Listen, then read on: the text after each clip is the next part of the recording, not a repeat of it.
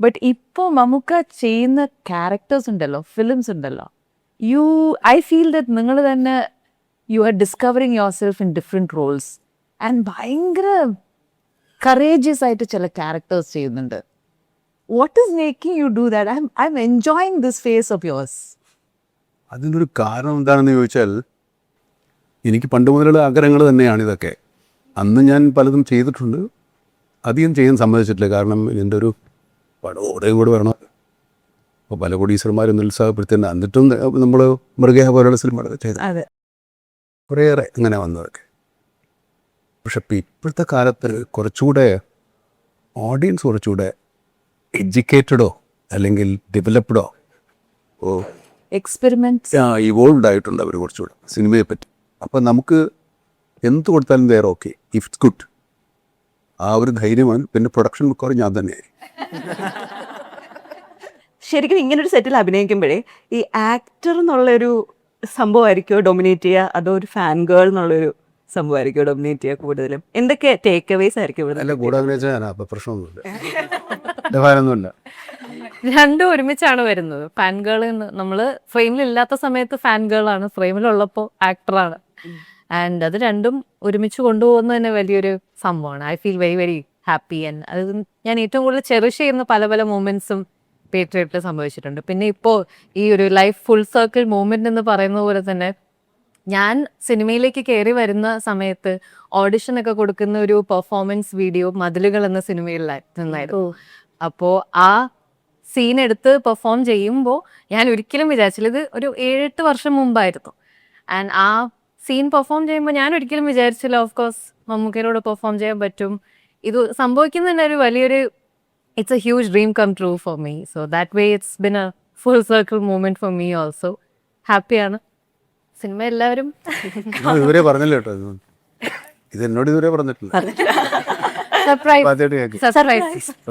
ഈ ജനറേഷനിൽ ഞാനൊരു കാര്യം ശ്രദ്ധിച്ചിട്ടുണ്ട്. ഇപ്പോൾ ഞാൻ അഭിനയിക്കുമ്പോൾ അവർക്ക് even if there is an admiration, അതൊക്കെ വിട്ട് തള്ളിയിട്ട് ഭയങ്കര ബ്യൂട്ടിഫുൾ ആയിട്ട് അവരുടെ ക്യാരക്ടർ ചെയ്യാനുള്ള ഒരു കഴിവ് നന്നായിട്ട് വന്നിട്ടുണ്ട്. You know they so simple and nice. അന്നത്തെ കാലത്ത് നമ്മൾ യെസ് മാൻ യെസ് സർ എന്നൊക്കെ അതൊന്നുമില്ല. യുനോ അവരുടെ സ്പേസിൽ അവർ നിൽക്കുക, നമ്മുടെ സ്പേസിൽ നമ്മൾ നിൽക്കുക. I think that is good. അതാണ് പ്രൊഫഷണലിസം. ആ ഒരു പ്രൊഫഷണലിസം എവിടെയോ വന്നിട്ടുണ്ടെന്നാണ് എനിക്ക് തോന്നുന്നത്. 2 കാര്യങ്ങളുണ്ടായിരുന്നു. ഒന്നാമത് നമ്മളൊക്കെ വന്ന കാലത്ത് നമ്മൾ സിനിമയിലാണ് ആദ്യം അഭിനയിക്കുന്നത്. ഇവർ എല്ലാ മീഡിയവും കഴിഞ്ഞിട്ടാണ് സിനിമയിൽ വരുന്നത്. അപ്പോൾ അവരൊരു സ്റ്റേജ് ഫ്രൈറ്റ് എന്ന് നമ്മൾ പറയുന്ന ആ സാധനം ഇല്ല. They are used to the media. ഇല്ലേ, നമ്മൾ അവരോട് അങ്ങനെ എന്റെ പെരുമാറും. അതെ, അവരെ നല്ലോണം ട്രീറ്റ് ചെയ്യില്ലേ, അവർക്ക് ഒരു പേടി ഉണ്ടാക്കൂല്ലോ നമ്മൾ. ഇല്ല ഇല്ല. കാരണം ടേക്ക് കൂടുതൽ എടുക്കേണ്ടി വരും. എന്തിന് അങ്ങനെ ട്രീറ്റ് ചെയ്തില്ലേ? അതാണോ? അതുകൊണ്ടാണോ? അതൊന്നും കാര്യം നടത്തി വീട്ടിൽ പോകും. അതാ ഞാൻ പറഞ്ഞു. അതൊരു സാധനം നന്നാവണ്ടേ.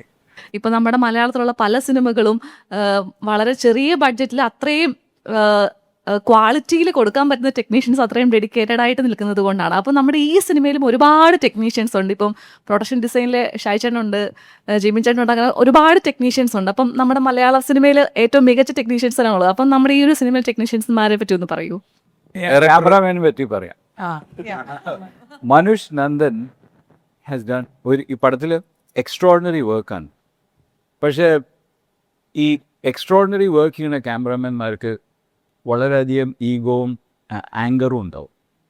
ഇപ്പം നമ്മൾ I mean there can be ഒരു ഫ്രിക്ഷൻ ഉണ്ടാവും സെറ്റിൽ. ഇവർ രണ്ടുപേരും, ഈ മഹേഷും ഇയാളും മച്ചാനെ മച്ചാനെ മച്ചാനെ they both are class basic and they are best buddies. They always eat lunch കൂടെയാണ് കഴിക്കുന്നത്. When you come back to the hotel they don't want to eat with you, they want to eat with them. So the buddies ആയിട്ട് അവർ work ചെയ്യുന്നത് വളരെ ഒരു നല്ലൊരു അറ്റ്മോസ്ഫിയറാണ്. So I suggest എല്ലാ ലിസ്റ്റിൻ്റെ കൂടെ മനുഷ് നന്ദനെയും ചേർക്കണം. Watch his camera work, it's extraordinary. ഈ നമ്മൾ ഈ സിനിമയുടെ ഈ വിഷ്വൽ എന്ന് പറയുന്നത്, നമ്മുടെ സിനിമ കാണുന്നത് ആദ്യം കാണുന്നത് ക്യാമറമാനാ. അദ്ദേഹത്തിൻ്റെ കാഴ്ചയാണ് ഏറ്റവും മനോഹരമായ കാഴ്ച. നമുക്കൊട്ടും ബുദ്ധിമുട്ടില്ലാതെ, ഐ മീൻ അൺകംഫർട്ടബിൾ എന്ന് ഞാൻ പറയുന്നില്ല. നമ്മൾ അഭിനയിക്കുന്നത് കൊണ്ടോ നമ്മൾ അഭിനയം തെറ്റിയത് കൊണ്ടോ ഒന്നും പുള്ളിക്ക് പ്രശ്നങ്ങളൊന്നുമില്ല. പുള്ളി ക്യാമറ പുള്ളിയുടെ 2 കൈകളിൽ 3ാമത്തെ കൈയാണ്. ദാറ്റ്സ് വെരി അത്ര ഈസിയാണ് പുള്ളി ക്യാമറ ഹാൻഡിൽ ചെയ്യുന്നത്. ഇവിടെ ഒരു സാധനം വെച്ചിട്ട് ഈ കയ്യിൽ ക്യാമറ വെച്ച് എത്ര നേരം നിൽക്കുന്നറിയും. നമ്മൾ 1 ടേക്ക് 2 ടേക്ക് 3 ടേക്കൊക്കെ പോകും, പിന്നെ ഇല്ലെങ്കിൽ പുള്ളി 4 ടേക്ക് നമ്മളെ കൊണ്ട് ഏൽപ്പിക്കുകയും ചെയ്യും. ഇത് മുഴുവൻ ഈ പുള്ളി പഠിച്ചിട്ടാണ്. അത്ര ഈ ക്യാമറ മൂവ്മെൻറ്റ് നമുക്കൊരിക്കലും ഡിസ്റ്റർബിങ് ഇല്ല. അതുകൊണ്ടാണ് നമ്മൾ ഈ ക്യാമറ ഫീൽ ചെയ്യല്ലേ. നമ്മുടെ ഇത് സിനിമയാണ് കാണുന്നത് തോന്നുന്നില്ല, അത്രത്തോളം സ്മൂത്ത് ആൻഡ് വളരെ വളരെ ബ്യൂട്ടിഫുൾ, ഞെട്ടിപ്പോയിട്ടുണ്ട്. നമ്മൾ വേണമെങ്കിൽ ഒരു ഇൻ്റർനാഷണൽ സ്റ്റാൻഡേർഡ് ഇതിൻ്റെ ഫോട്ടോഗ്രാഫിക്കുണ്ട്. സ്കെയിലും ഉണ്ട്, പിന്നെ ഈ കോൺട്രാസ്റ്റും ഉണ്ട്, ഇമോഷൻ ഉണ്ട് ഫോട്ടോഗ്രാഫിയിൽ. ഇറ്റ്സ് ഓൾ എല്ലാം കൂടി ചേർന്ന് വന്നിട്ട് and the look is very look and feel അതും ഒരുപാട് കോൺട്രിബ്യൂട്ട് ചെയ്യുന്ന ക്യാമറമാൻ സെറ്റിലുണ്ടെങ്കിൽ ഈസ് വൺ ഓഫ് ദ വളരെ ഏറ്റവും രസകരമായിട്ട് സംസാരിക്കുകയും കൊണ്ടു നടക്കുകയും ചെയ്യുന്ന ആളാണ് ക്യാമറമാൻ. പിന്നെ മ്യൂസിക് സുഷിൻ മ്യൂസിക് പിന്നെ അവൻ ഇട്ടിട്ട് കാണണമെന്നുമോ. മ്യൂസിക് വെച്ച് നമുക്ക് മ്യൂസിക്കിനെ പറ്റി ഒന്നും ബോധറിയുണ്ട്. ചിലപ്പോൾ നമ്മൾ ഇവൻ്റെ മ്യൂസിക് പ്രതീക്ഷിച്ചിട്ടൊന്നും അഭിനയിക്കാൻ ഒക്കത്തില്ല. എന്താണ് ഇടുന്നതെന്ന് വെച്ചാൽ നമുക്ക് അവൻ വന്നതിന് ശേഷം പറയാം. ഇവിടെ ആരെങ്കിലും പടം കണ്ടിട്ടുണ്ടോ? ഫുൾ പടം ആരും കണ്ടവരില്ല.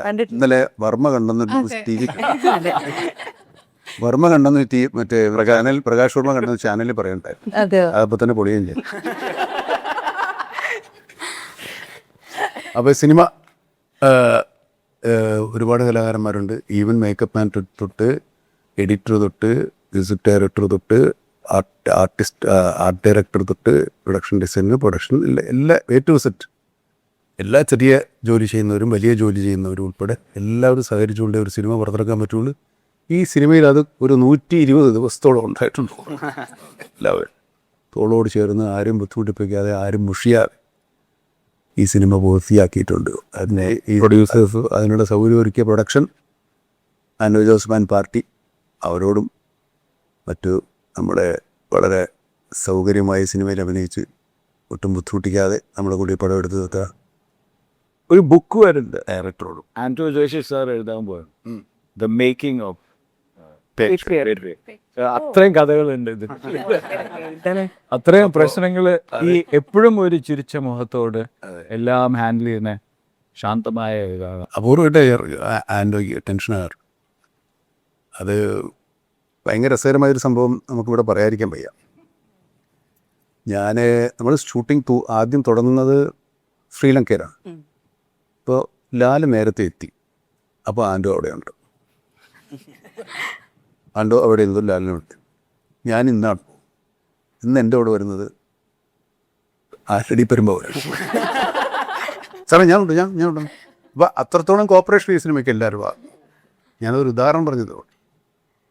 പിന്നെ ഈ പ്രൊഡക്ഷൻ വേറെ ആൾക്കാരുണ്ട്. ആൻഡോൻ്റെ സഹായ പ്രൊഡ്യൂസേഴ്സുണ്ട്. അവരുമൊക്കെ കൂടെ ഉണ്ടാവും. അതുകൊണ്ട് ഈ സിനിമ നമ്മളിപ്പോൾ May 1 തൊഴിലാളി ദിനത്തിൽ ഇറങ്ങുകയാണല്ലേ? സാർ ഒരു ചോദ്യമുണ്ട്. 1 മെയ്. അതായത് ഇപ്പോൾ ഞങ്ങൾ ഈ 9 പേര് ഇവിടെ ഇരിക്കുമ്പോൾ പോലും ഞങ്ങളുടെ ഇടയിൽ ഒരേ ജോലി ചെയ്യുന്ന ഒരേ കാര്യം ചെയ്യുന്ന ആളുകൾ തമ്മിൽ അറിയാതെയെങ്കിലും ഒരു ഹെൽത്തി കോമ്പറ്റീഷൻ ഉണ്ട് ഞങ്ങൾ ഇത്രയും ആളുകൾ തമ്മിൽ. അതിപ്പോൾ കാണുന്നില്ല എന്നുള്ളതേ ഉള്ളൂ. ഇപ്പോൾ ഇൻ്റർവ്യൂവിൽ നമുക്ക് പറഞ്ഞൊരു വാചകമുണ്ട്, നമുക്ക് ഒരാളെ അറിയാലോ, ഞാൻ വിളിച്ചാൽ ചിലപ്പോൾ ആൾ വരും. അങ്ങനെ ഒരാളെ വിളിക്കുകയാണ്, അത് സഹോദരനായ ശ്രീ മോഹൻലാലിനെയാണ്. ഈ ഒരേ രീതിയിൽ ജോലി ചെയ്ത 2 ആളുകൾ തമ്മിൽ ഒരു തരിമ്പ് പോലും മത്സരമില്ലാതെ, ഇപ്പോൾ ലാലേട്ടനോട് ഇതേ ചോദ്യം ചോദിക്കുമ്പോൾ പറയുന്നു മമ്മൂട്ടിക്കായിട്ട് ഒരിക്കലും മത്സരമില്ല, സ്നേഹം മാത്രം. ഇത് പ്രായോഗികമായിട്ട് എങ്ങനെയാണ് നിങ്ങൾ ഇത്രയും വർഷക്കാലം നടത്തുന്നത്? മത്സരിക്കേണ്ടാത്തതിൻ്റെ ഒരു കാര്യം അറിയൂ. ഞങ്ങൾ രണ്ടുപേരും ഒരു പടത്തിൽ ഒരു റോളല്ല അഭിനയിക്കുന്നത്, വേറെ റോളാണ്. പുള്ളിയുടെ റോള് പുള്ളി അഭിനയിച്ചോളൂ, ഞാൻ റോളെ വെച്ചോളൂ. പിന്നെ ഇതിനാ മത്സരം?